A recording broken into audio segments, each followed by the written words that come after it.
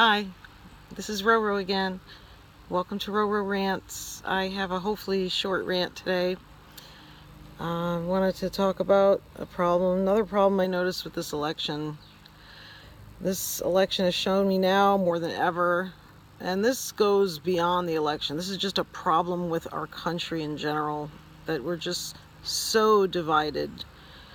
But this election has shown me more than ever how corrupt our government is and how they only represent the 1%.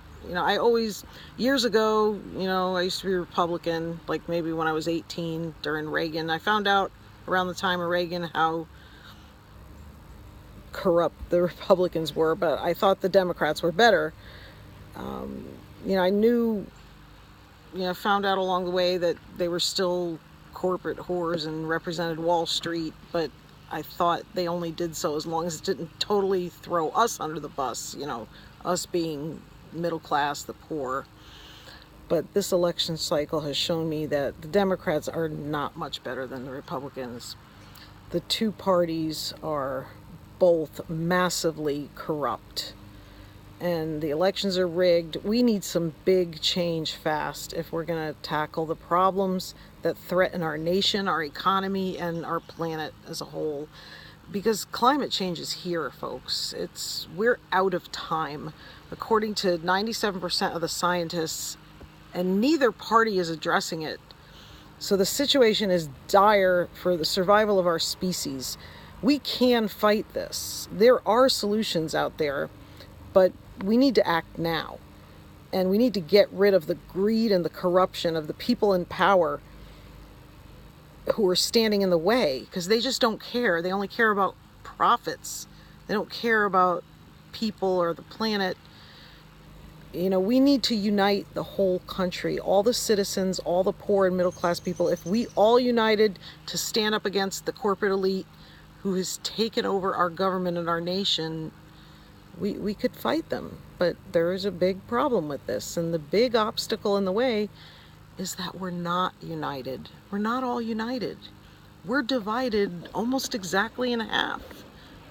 We got, on the one side is us, the progressives or the left, who believe in human rights for all, regardless of race, gender, sexual identity, religion, or lack thereof.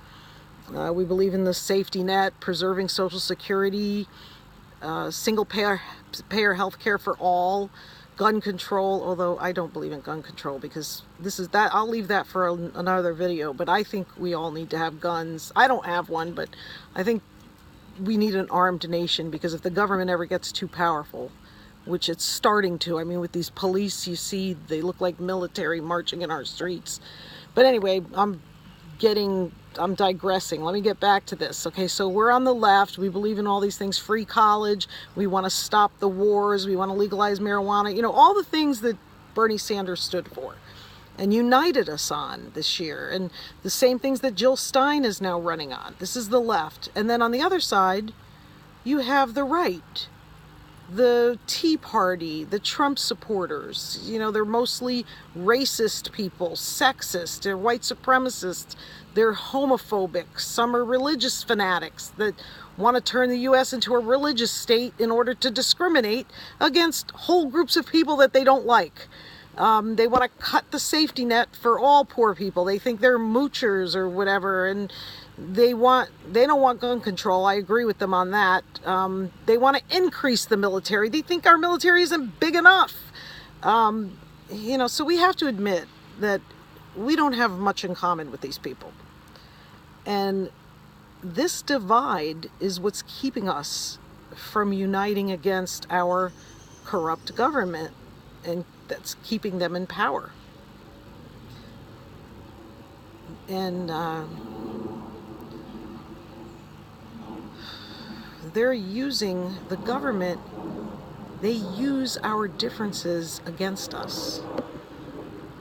We need to stop buying into these issues that divide us and start uniting over the important goal of overthrowing this corruption in our government that has destroyed our economy, our environment, whole nations, and is intent on destroying our species, the human species. You know, most of you know that Martin Luther King was not assassinated because of civil rights. He was assassinated because of this very issue. He was trying to unite all the poor people of all races to rise up against the wealthy elite of his time. That's why he was seen as a threat by the establishment. That is why he was killed. The establishment knows that if they can keep people racist and keep them hating other poor people of other races or other sexual identities or other religions, then blaming all their problems on these other groups, then like the immigrants, oh, they took our jobs, you know, then they won't realize that the real enemy is the establishment up there. So the establishment uses their racism to keep them down, to keep them enslaved and poor. So this is a big issue.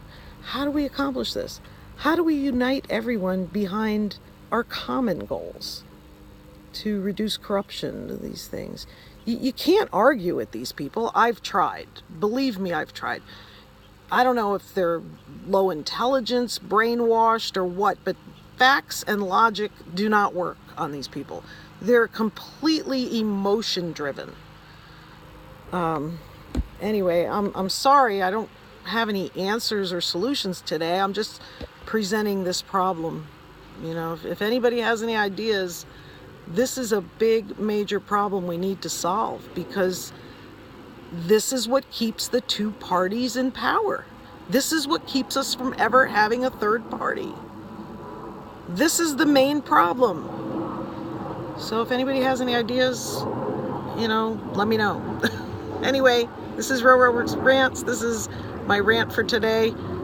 We had a power outage today, so I had nothing to do, so I figured I'd make a video. It's about the only thing I could do without power. So anyway, have a good weekend. Bye.